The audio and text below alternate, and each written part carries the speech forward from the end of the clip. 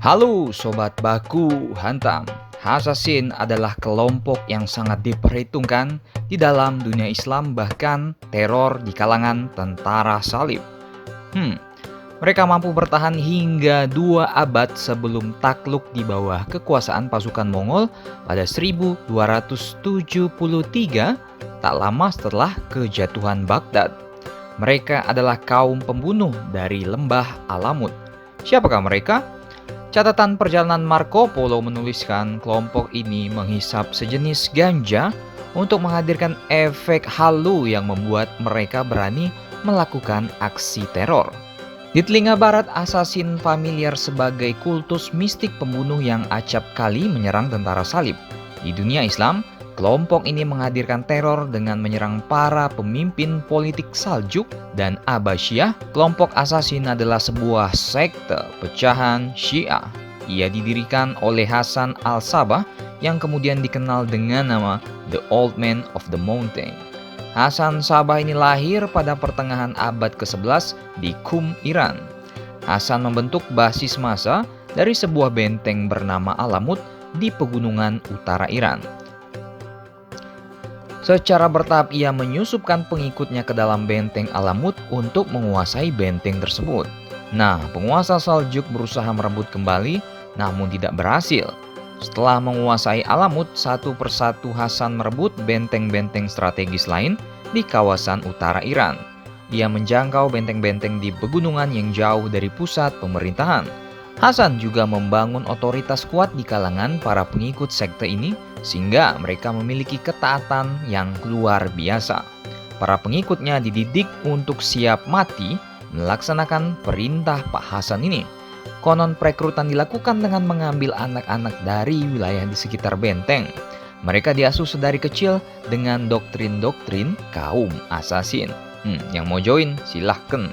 Mereka mendapatkan sebutan hash-hash dari opium atau obat bius yang mereka konsumsi. Mereka dilatih dalam pengaruh obat itu sehingga sangat patuh terhadap perintah tuannya. Keahlian mereka adalah menggunakan berbagai racun dan berbagai senjata-senjata eksotis. Kemampuan mereka adalah bersembunyi dalam kegelapan dan membunuh korban tanpa terlihat.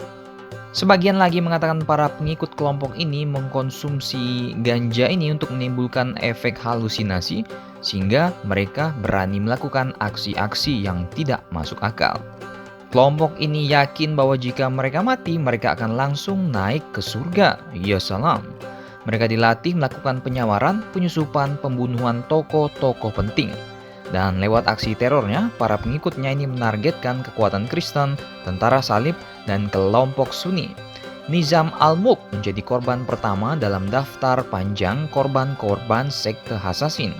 Nizam adalah wazir terpenting dari dinasti Saljuk, sekaligus tokoh utama kebangkitan kaum Sunni. Ia dibunuh pada 1092. Seorang pemuda menyusup ke rombongan kemudian mengeluarkan belati yang ditikamnya tepat ke jantung sang wazir.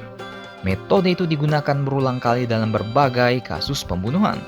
Kaum Hasasin menjalankan misi dengan cara menyamar dan menyusup ke lingkaran terdekat sasaran. Ketika tiba saatnya mereka akan melakukan serangan tak terduga. Hasasin adalah kelompok yang terorganisir, terlatih, dan memiliki kemampuan membunuh dengan cepat. Mereka biasa menyamar menjadi pengemis, kaum sufi, atau rakyat jelata sekalipun. Kendati persiapan dijalankan dengan tingkat kerahasiaan tinggi, eksekusi biasanya dilakukan di tempat terbuka, bahkan di depan kerumunan besar. Nah, bagaimana akhirnya sekte ini berakhir? Pengaruh dan sekte Hasasin ini hancur ketika mereka melanggar janji damai oleh Mongol Ilkhanate yang mulai menjadi penguasa di kawasan itu. Mereka membuat ulah mencelakai beberapa petinggi kepercayaan Mongol dan membuat kekacauan. Jenderal Mongol pun tak terima, dan karenanya pasukan Mongol diperintahkan untuk menumpas habis tempat pertahanan yang dimiliki oleh Hasasin. Selepas dari kekuasaan Mongol yang tersiksa dari sekte ini tidak mampu untuk bangkit kembali seiring dengan persaingan ketat dengan kekuatan lainnya. Menarik bukan?